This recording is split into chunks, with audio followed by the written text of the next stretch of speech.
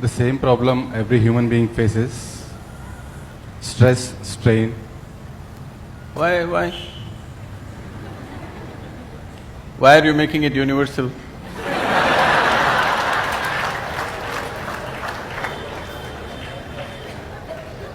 You are assuming that.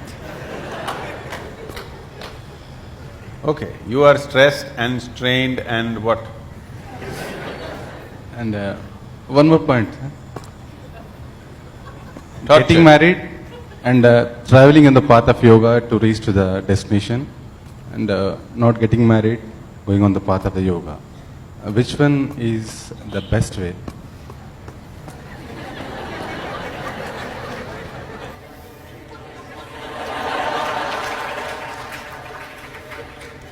So he has named his wife and children as stress, strain, torture.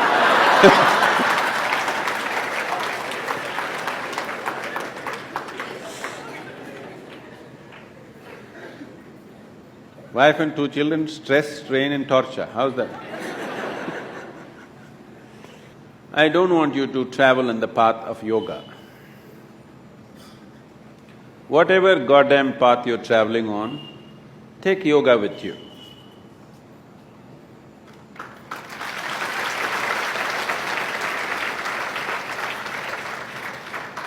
It will make the path easy and beautiful. Whether you go north or south, if it is dark, you take a torch, isn't it? Only northward people take torch, southern people take darkness with you. Is there such a thing? No. So, you getting married is because of your needs. You were not born with your wife, were you? You were born like this, a complete human being. Because you have certain needs, physical, psychological, emotional, maybe financial, social, that also is there, right? So, various needs. Marriage is generally supposed to be a package which deals with all these needs. Physical needs, psychological needs, emotional needs, social needs, sometimes financial needs also. So it is a comprehensive package that if you get married, all these problems are solved in one shot. Sometimes they may refuse to fulfill some of your needs. So you get stressed, strained and tortured. I want you to understand, you married for your well-being, not as some sacrifice for somebody's sake. You married for your needs and your well-being, isn't it? You better remember that all your life. You married and tied up the other person with you because you have needs. You did not do it for the other person's sake. Yes or no? Let's be straight about this. Yes or no? Yes. You remember this? If you remember this, you live in little gratitude, okay? You, if not all the 5 pancha and the 5 needs, at least 2 you fulfill for me, thank you very much. Isn't it? All the 5 perfectly, maybe they did not fulfill. At least 2 or 3 they fulfilled, right? Your husband or your wife? Did they, didn't they? If they did not fulfill anything, I don't think you would be there by now. Yes or no? If they did not fulfill any of your needs, I do not think you would still be there. They are fulfilling some needs, a few things maybe they are not able to fulfill. So are you. You are also not able to fulfill every one of the needs of the other person. Some you're fulfilling, some you're not, isn't it so? So, why did this become stress, strain and torture?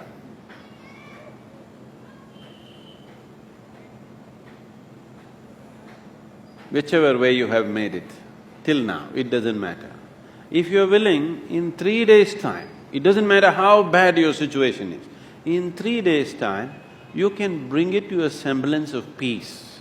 If not love, if not ecstasy, at least you can bring it to a peaceful state in 3 days' time if you are willing, 100%. Yes or no? At least you can shut up. Simply, whatever happens. Peace will happen. And maybe they will love it.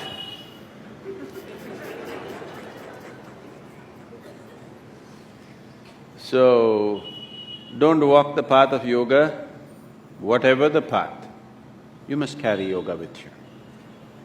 If you carry yoga with you, it'll light up your path, whatever path you have chosen. You have chosen your path out of your needs. You already done it, so that's up to you. Those who have not done it, I would like you to choose your path not out of your compulsive needs, but of your conscious needs.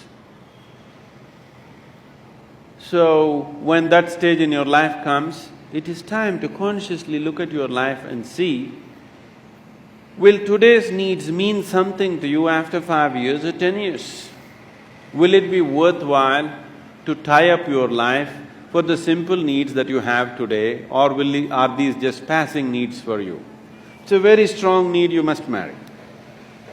If it is not a strong need, it's a passing need. You can work out your needs probably by just going to a cinema, then no need to get married, you know. Yes, many people are like this, their needs are not very strong, it's just passing. But social structure tells them you have to. Not necessary. It must be a conscious choice. Whichever way you go, it must be your conscious choice, not compulsive choices. Because if you choose compulsively, you will always take it out on the people around you. Because you feel like a slave and you don't like it, so you take it out on them and they will take it out on you. So, it is not about what you're doing, it is about how you do it. What you're doing is according to our requirements, but how you do it will determine the nature of your life. Is it an advantage to walk single rather than walk with people? Yes, if you want to walk rapidly. In Africa there is a saying, they say, if you want to walk quick, walk alone. If you want to walk long, walk in company. If you're making a long distance journey, it's better to have company. If you are walking a short distance and very quick you want to walk, it's best to go alone, isn't it? Gautama said another thing. When somebody asked him the same question, he said, "It is better to walk alone than to walk with a fool." Because by looking at you, he is very clear, who else will marry you?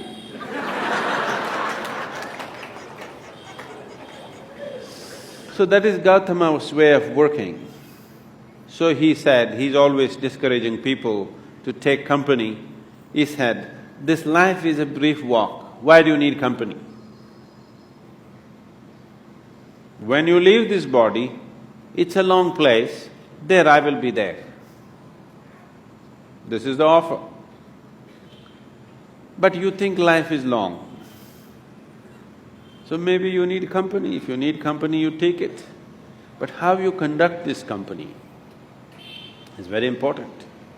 If you want to conduct this sensibly, one of the most important things that you need to do, particularly with your children, you must do this, is your psychological and your emotional framework should be around the basic fact of life.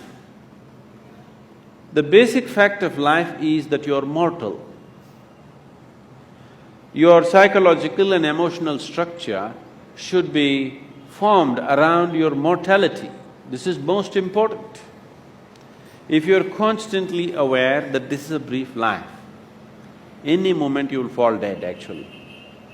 then you would organize your life and conduct your life in a certain way. When you know time is ticking away, any moment you will be knocked down, you have no time to get angry with somebody, isn't it? You have no time to fight with somebody here. You have no time to sit there depressed for a long period of time because tick, tick, tick, tick, it's going away. Because your psychological structure is organized around your immortality, because of that, you have lot of time to fight, to be depressed, to be frustrated, to fret, to fume. You have lot of time. So it's very, very important that everybody organizes their psychological and emotional structure around the mortal nature of our existence. After all, you are just a baton carrier between the last generation and the next generation, isn't it? Yes? For a brief time it's in your hands, this world. Afterwards, somebody else is going to take it. You will see, taking the baton from the previous generation happens in most ugly ways. Handing over the baton to the next generation happens in horrible ways, simply because people's mind is structured around their belief of immortality. They don't see they're mortal. If you're constantly aware that you're mortal, sense will naturally dawn upon you. You will have no time for foolishness. Suppose you're aware that tomorrow you're going to die, would you spend today fighting with somebody? Because your time is ticking, isn't it? And your time is ticking even now. Not after a doctor diagnoses you with some horrible disease. Even now it's ticking, isn't it so? If you want to explore the possibility of what this is, the immensity of what this is, then the time is ticking too rapidly. And time is an extremely relative experience. If you're joyful and blissful, even if you live to be 100, it's a very brief life. It's gone in no time. So, in this brief life, where do you get time for stress, strain and torture? I don't know. Where you get time? This is simply because you think you are immortal. This is the biggest mistake you have done. It is just a brief journey. You must conduct it as gracefully, as blissfully as possible. If you do not know the cosmos, at least you must know this piece of life before you fall dead. That must happen to everybody.